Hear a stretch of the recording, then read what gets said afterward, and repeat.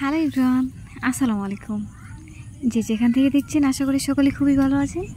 আমিও বেশ ভালো আছি। আপনাদের মাঝে আমি আবারও চলে আসলাম নতুন একটা ভিডিওতে, নতুন একটা রেসিপি নিয়ে।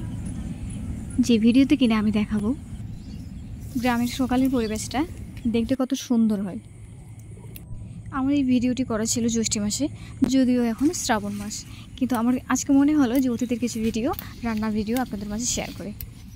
তো সেই সময় আমার মনে হয়েছিল যে আজকে সকাল সকাল আমি পাট শাকের ঝোল এবং আলু ভর্তা দিয়ে ভাত খাবো, যার কারণে আমি সকাল সকাল আমার মা এবং আমার ভাইস্তাসও চলে গিয়েছিলাম সেই পাট শাক খেতে, আর এই পাট শাক তুলে এনে রান্না করেছিলাম। তো চলুন এই ভিডিওটি আমি আজকে আপনাদেরকে দেখাবো কীভাবে পাট শাকের ঝোল রান্না করে। আর হ্যাঁ, এই খাবারটি কিন্তু গ্রামীণ মানুষের খুবই জনপ্রিয় একটি খাবার।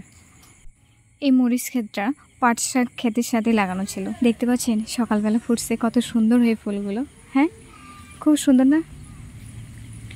আর এই পাট শাক আমি তুলে নিয়ে যাব এখন।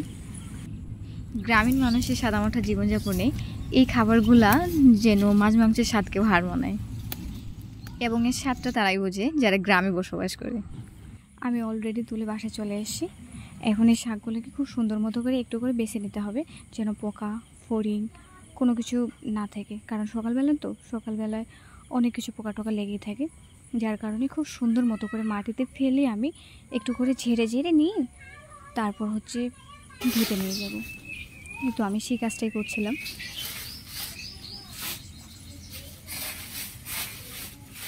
যদিও কাজটি করতে অনেকক্ষণ লাগে, যেহেতু পাট শাক অনেকক্ষণ বাছতে হয়, তো এতক্ষণ আপনাদেরকে নাই দেখেই খুব তাড়াতাড়ি সুন্দর মতো করে আমি বেছে নিয়ে আপনাদেরকে অল্প সময়ের মধ্যে দেখানোর চেষ্টা করেছি।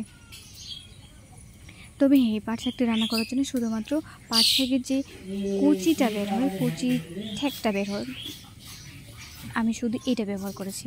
তাহলে হবে কি, পিচ্ছিল হবে, একটু খেতে ভালো লাগবে।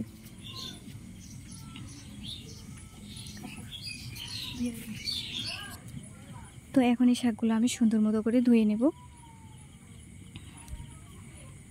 এক বালতি পানি নিয়েছিলাম, যদিও বালতিটা দেখতে ছোট মনে হচ্ছে, কিন্তু আসলে বালতিটা অনেক বড় ছিল। যথেষ্ট ভালো মতো করে ধুয়ে নিয়েছি। আর এইখানে ছিল আমার ছোট ভাইস্তা, আর আমার ছোটো ভাইস্তা আমি বলতে বন্ধু, এইখানে ও আমাকে হেল্প করতেছিল, মানে ও চেল্লাচিল্লি শুরু হয়ে গেছিলো। এই যে দেখতে পাচ্ছেন, ওরও হাত কাজ করতেছে, এই যে ছোটো হাত একটু। তো যাই হোক, আমি ধোয়ার কাজ শেষ করে দিলাম। এখন আমি চলে আসলাম রান্নার কাজে। রান্না করতে পাট শাকটি রান্না করতে কী কী লাগবে সেটার জন্য এই যে কাঁচামরিচ আমি ব্যবহার করব, তারপর রসুন ব্যবহার করব। তো কাঁচামরিচটা ওই ক্ষেত থেকে আমি তুলে নিয়ে এসেছিলাম। তো সেই টাটকা মরিচে ছিল। তো এই মরিচগুলো আমি দুফালি করে কেটে নিচ্ছি। তার মধ্যে আপনারা খেয়াল হয়তো করেনি, আমার মেজো ভাস্তা এখানে হাত করছিল, ও রসুন ছুলতেছিল ছোটো ছোটো হাত দিয়ে। হ্যাঁ, এটি খুব মজার লাগে যে আমি যে কাজই করি না কেন, যেখানে যাই না কেন, ও আমার সাথে সব সময় লেগে থাকে।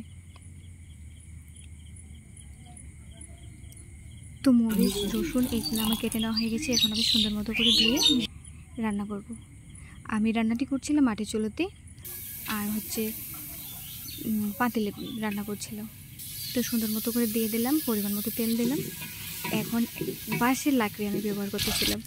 এই লাকড়ি দিয়ে সুন্দর মতো করে লাল হয়ে আসে, এর পাতিলের মধ্যে শাকগুলো ঢুকাই দিছি, এবং লবণও আমি দিয়েছিলাম পরে পরিমাণ মতো। তার সাথে পানি দিয়েছি। পানি দেওয়ার পর যখন এইভাবে সিদ্ধ হয়ে আসে, তখন আমি একটু নাড়িয়ে চাড়িয়ে নামিয়ে নিয়েছি। তো এটি হলো আমার রান্নার ফাইনাল ভিউ। আশা করি আপনাদের এই গ্রামীণ রেসিপিটি খুবই ভালো লেগেছে। আমাদের আবারও দেখা হবে নতুন ভিডিওতে নতুন রেসিপি নিয়ে। আল্লাহ হাফেজ।